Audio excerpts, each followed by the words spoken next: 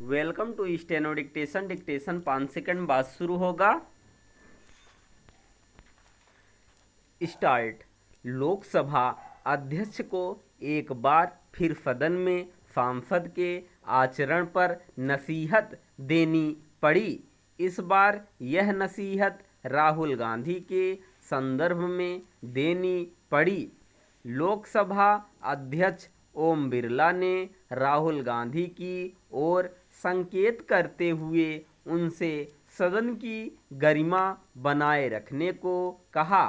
उनकी टिप्पणी से यह तो स्पष्ट नहीं हुआ कि वह उनकी किस गतिविधि को रेखांकित कर रहे थे, लेकिन उन्होंने जिस तरह यह कहा कि इस सदन में पिता पुत्री, माता पुत्री एवं पति पत्नी सदस्य रहे हैं और वह नेता विपक्ष से यह अपेक्षा करते हैं कि उनकी ओर से नियम 349 के अनुरूप आचरण किया जाए, उससे यही लगता है कि उन्हें उनका कोई कृत्य सदन की गरिमा के अनुकूल नहीं लगा। अब लोकसभा अध्यक्ष से आए दिन यह सुनने को मिलता है कि सांसद सदन में मर्यादा और शालीनता के मानदंड बनाए रखें।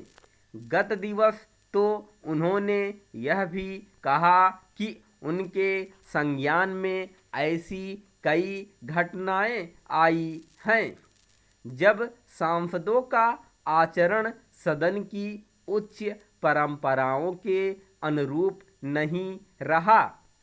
यह पहली बार नहीं है जब संसद में सांसदों के आचरण को लेकर सवाल उठे हों और इससे संबंधित नियम 349 का उल्लेख हुआ हो।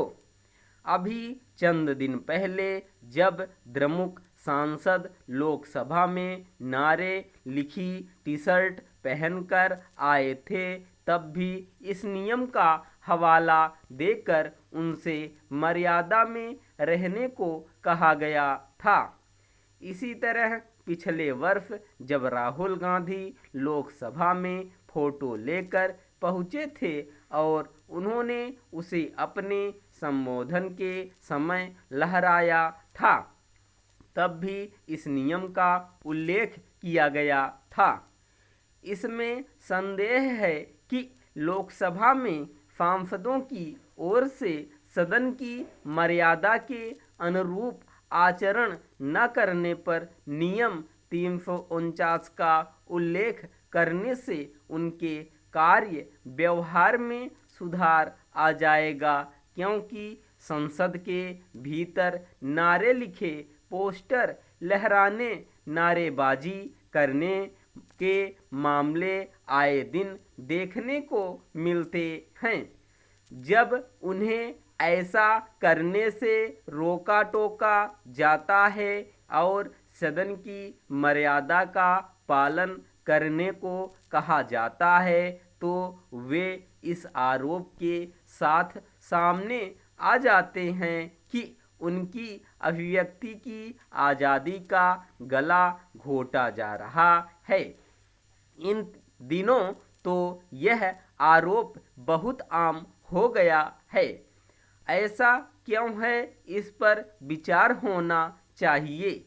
गत दिवस लोकसभा अध्यक्ष की नसीहत के जवाब में राहुल गांधी ने उन पर यह आरोप लगाया कि उन्हें बोलने का अवसर नहीं दिया जा रहा है।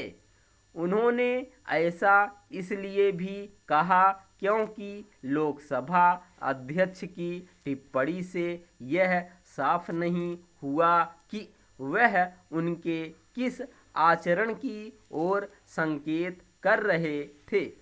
बेहतर हो कि सत्ता पक्ष और विपक्ष इस पर मंथन करें कि संसद को सही तरीके से कैसे चलाया जाए।